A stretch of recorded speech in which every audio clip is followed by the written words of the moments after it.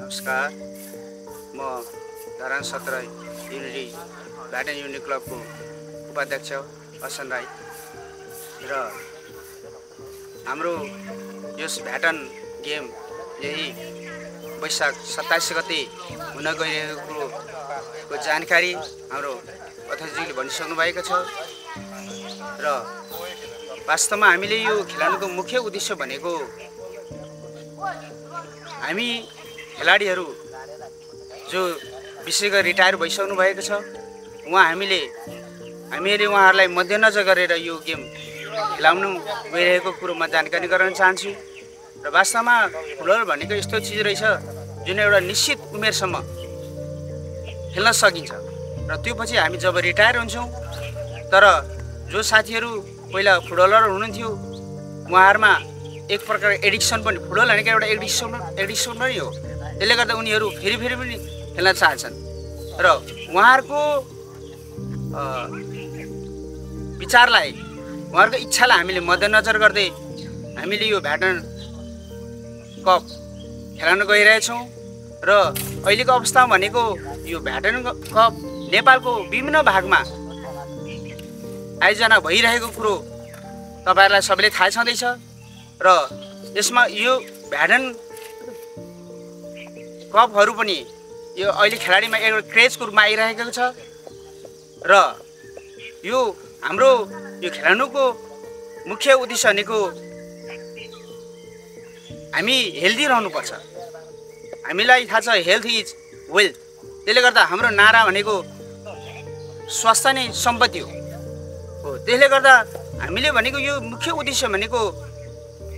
हामी भन्दा अगाडि पछाडिका जुन अहिले भाइहरू फुटबल खेलिरहनु भएको छ जो फुटबलमा इन्भल्भ भइरहन्छ उहाँलाई एउटा इन्सपिरेसनको रूपमा पनि म लिन चाहन्छु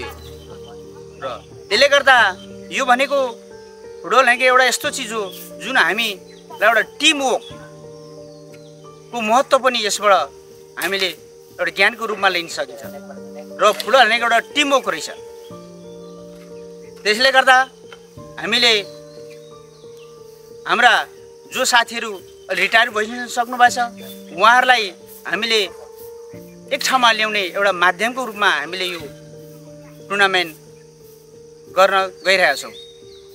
र त्यसले गर्दा यसको लागि हामीलाई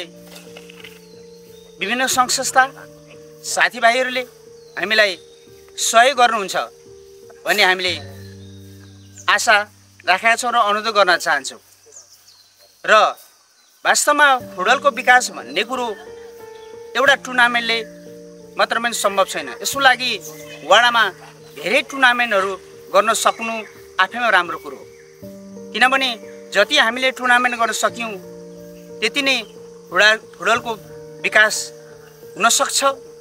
जस्तो मलाई लाग्छ। यहाँ हामीले ब्याटन मात्रै नभएर अरू विभिन्न कपहरू टुर्नामेन्टहरू गर्न सके युवाहरूलाई मात्रै नभएर ब्याटन प्लस लेडिज गेमहरू अझ राख्न सके अझ राम्रो हुन्थ्यो र त्यसको लागि चाहिँ यो सीमित व्यक्तिको पहलमा यो सम्भव छैन। त्यसले गर्दा हामीले वाडा प्लस नगर उपनगरपालिकाले पनि यसमा विशेष ध्यान जान सकोस् भन्नु म अनुरोध गर्न चाहन्छु र अन्तमा म फेरि पनि हाम्रा सहयोगी सङ्घ संस्था सहयोगी हातहरूलाई म धन्यवाद अनि यसको लागि आर्थिक भौतिक र अन्तिममा सल्लाहको भए पनि सल्लाह दिएर भए पनि सहयोग गर्नको लागि अनुरोध गर्दै म आफ्नो भनाइ राख्न चाहन्छु।